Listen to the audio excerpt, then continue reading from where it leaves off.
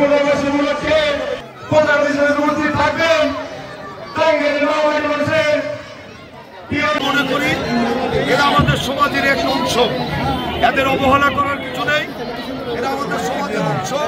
আমরা মনে করি যে এরাও স্বাভাবিকভাবে চলাফেরার করার অধিকার আছে। সেই দিক থেকে আমরা বিশেষ করে জেলা বিএনপি এবং উপজেলা বিএনপির নেতৃত্বে আমাদের অনেক নেতৃবৃন্দ আছে। আমরা আজকের এই খেলাটার আয়োজন করছি। ইনশাল্লাহ আপনারা খেলাটা উপভোগ করবেন। আমি সাংবাদিক ভাইদের অনুরোধ করব যে এর মাধ্যমে আমাদের দৃষ্টি প্রতিবন্ধী ভাইদের যে সক্ষমতা এইটা আমরা প্রচার করে সারা বাংলাদেশে ছড়িয়ে দেব।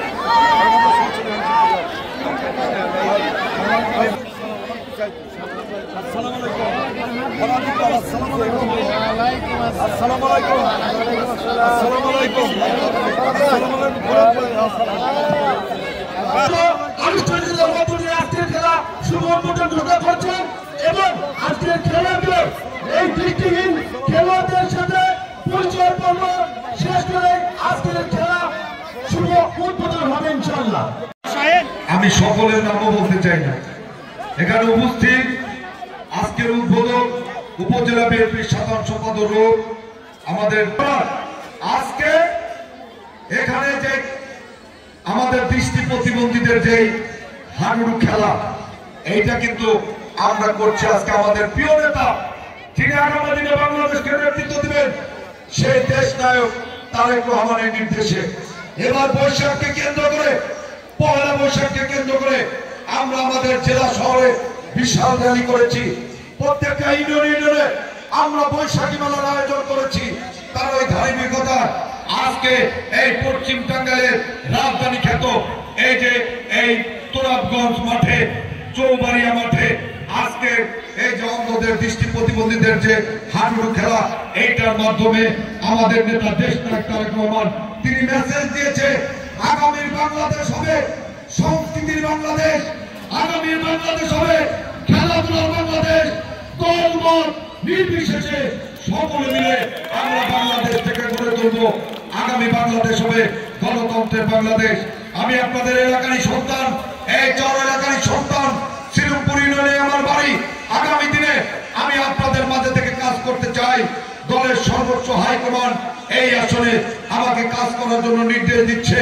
আমি সেই জন্য আপনাদের দ্বারে দ্বারে যাচ্ছি। বিগত 24 বছর যাবৎ আমি এই সদরে কাজ করছি। তাই আমি আপনাদের ছেলে হিসেবে, আপনাদের সন্তান হিসেবে, কারো ভাই হিসেবে, কারো ভাতিজা হিসেবে, কারো বন্ধু হিসেবে আপনাদের দোয়া এবং সমর্থন প্রত্যাশা করি। প্রিয় ভাই আমার, আজকে সারা টাঙ্গাইল সদরে একটাই স্লোগান উঠেছে, সদরের জনগণ সদরের ছেলেকে চায়।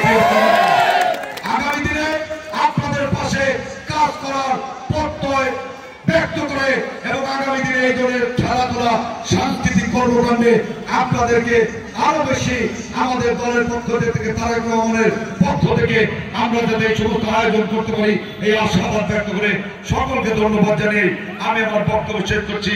আল্লাহ হাফেজ। বাংলাদেশ জিন্দাবাদ, শহীদ জামরক, খালেদা জিয়া জিন্দাবাদ, দেশ নায়ক তারেক রহমান জিন্দাবাদ। সকলকে ধন্যবাদ। আসসালামু আলাইকুম। এবার আমাদের মাঝে বক্তব্য শেষ হলো। এখন আমাদের মাঠে খেলা শুরু হয়ে যাবে। আমি সকলের স্কোর ম্যান অর্থাৎ থার্ড আম্পায়ার হিসেবে যিনি দায়িত্ব পালন করছে এদিকে আমাদের পয়েন্টটা দেখিয়ে দিবেন।